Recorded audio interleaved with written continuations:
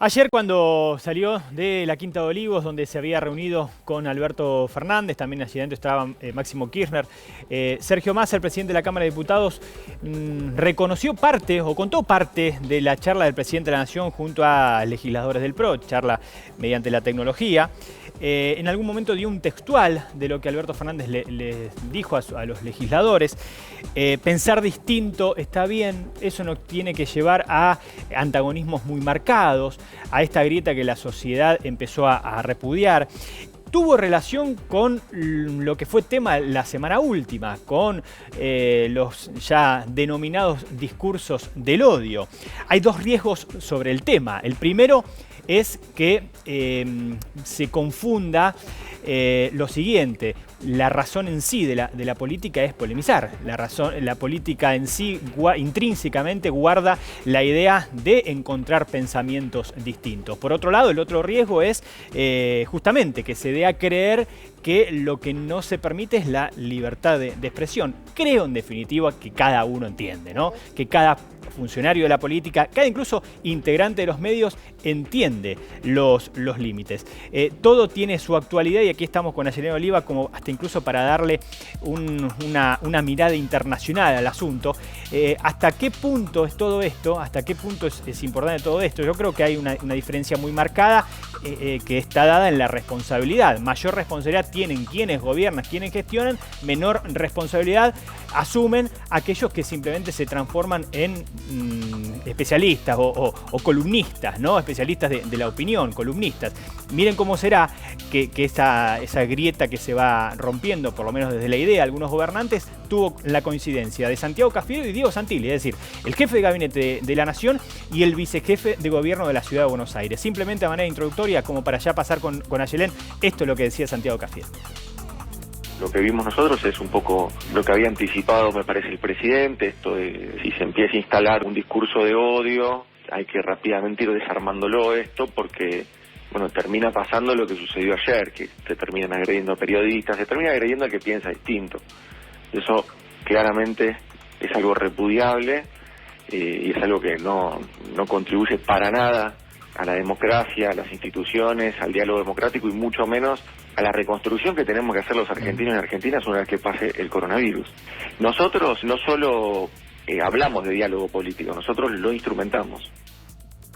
3 puntos. Responsabilidad, no caer en discursos clasistas, que siempre está muy relacionado esta carga. Y tercero, no avivar un fuego del que siempre se ven las brasas, ¿no? Siempre se sabe que se puede generar un fuego de acuerdo a lo que algunos discursos emiten. Ayelén. Y esto lo hablábamos la semana anterior, Ariel, en clave también regional, en clave global. Básicamente, cuando hablamos de discurso de odio, estamos hablando de aquellos discursos que incitan a la violencia. De eso estamos hablando, no estamos hablando de diferencias políticas, que es el terreno justamente de la disidencia, la discusión, del debate, que es necesario para cualquier tipo también de democracia. Bueno, acá los que están con la mirada puesta en esto y tienen especial atención son muchos de los dirigentes europeos, porque, como lo decíamos, en Europa hay un crecimiento exponencial de estos sectores de la ultraderecha. Digo, son expresiones o el discurso del odio encuentra su correlato en los partidos de la ultraderecha, en los partidos que son xenófobos, en los partidos que incentivan también y promueven la discriminación por cuestiones. En Europa lo vemos, por ejemplo, con el caso de los migrantes de manera muy clara, donde encuentran un chivo expiatorio a todos sus males, ¿no? Todos sus males parece que vienen de un sector que generalmente son las minorías sociales y que se identifican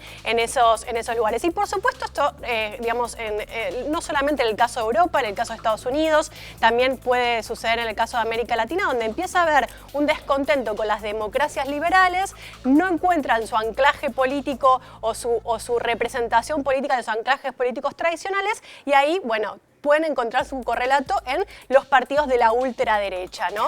O no solo partidos, sino también liderazgos de la ultraderecha, como es el caso de Bolsonaro, que es hoy un hombre sin partido, pero que logró capitalizar un profundo descontento que había en Brasil, ¿no? Si hay un liderazgo a nivel mundial, hoy es el de Angela Merkel. En los últimos días ha ganado actualidad un recitado de Merkel que no es nuevo. ¿Tiene meses? ¿Cuántos? Y es de noviembre del año pasado. 8 meses. Pero sigue con ese tema aún hoy, ¿no? Digo, ella acaba de asumir, Alemania está al frente de la presidencia de la Unión Europea y es un tema que podríamos decir que le quita el sueño a Angela Merkel, que en cada debate que va trata de marcar esto, de controlar el avance de las expresiones de odio de los sectores de la ultraderecha en Alemania y en Europa. Siempre es interesante escucharla, a ver. Und all die dauernd behaupten, sie dürfen nicht mehr ihre Meinung sagen, denen muss sie einfach sagen, wer seine Meinung sagt. Und wenn sie prononciert ist, der muss damit leben, dass es Widerspruch gibt. Es gibt keine Meinungsfreiheit zum Nulltarif, dass alle zustimmen.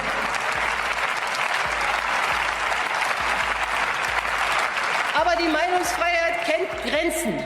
Und die beginnen da, wo gehetzt wird, da, wo Hass verbreitet wird. Die beginnen da, wo die Würde anderer Menschen verletzt wird. Und dagegen werden und müssen wir uns stellen in diesem Hause. Und das werden wir auch hinbekommen, meine Damen und Herren. Denn sonst ist diese Gesellschaft nicht mehr das, was sie glaubt. No va a haber mejor música de fondo para un discurso político que un aplauso que va siendo gradual, progresivo, que va creciendo en la medida que crece, que avance ese discurso. Esto fue en noviembre. Sí. Puede ser tomado para tantos países, el nuestro, en este momento del mundo. Déjame aclarar, Ariel, que en ese caso hacía referencia a por qué decía estas palabras Merkel. Bueno, le respondía una diputada de la ultraderecha, Beatriz von Storch, que es de Alternativa para Alemania, que tiene representación parlamentaria, que en un momento que hablaba, uno de los candidatos hizo ese gesto que vemos ahí en pantalla, como que le iba a cortar la cabeza, y es por eso que salió tan encendida Merkel a responderle. Ella es una diputada que ha tenido declaraciones como que hay que dispararle a los migrantes y que de hecho fue denunciada por odio racial y tiene un antecedente también familiar, que su abuelo era el ministro de Finanzas de Hitler, pero bueno, tampoco tiene que pagar el costo político por su abuelo. ¿Te parece cerrar el círculo con lo que también trajiste la semana pasada? Nada menos que el secretario de Naciones Unidas, como para imaginar que es otra pandemia la que avanza. Our world is still suffering the impact of conflict. Even during the current COVID-19 crisis, we see new efforts to divide people and spread hatred. As we mark the 75th anniversary, let's remember the lessons of 1945 and work together to end the pandemic and build a future of peace, safety and dignity for all. El secretario general de las Naciones Unidas hacía esta mención en el contexto de la pandemia, pero ya el año pasado, a mediados del año pasado, había lanzado el plan de acción contra el avance de los discursos de odio en el mundo, es decir, algo que realmente preocupa a los distintos líderes políticos, no solo en América Latina, en Europa, sino a escala global.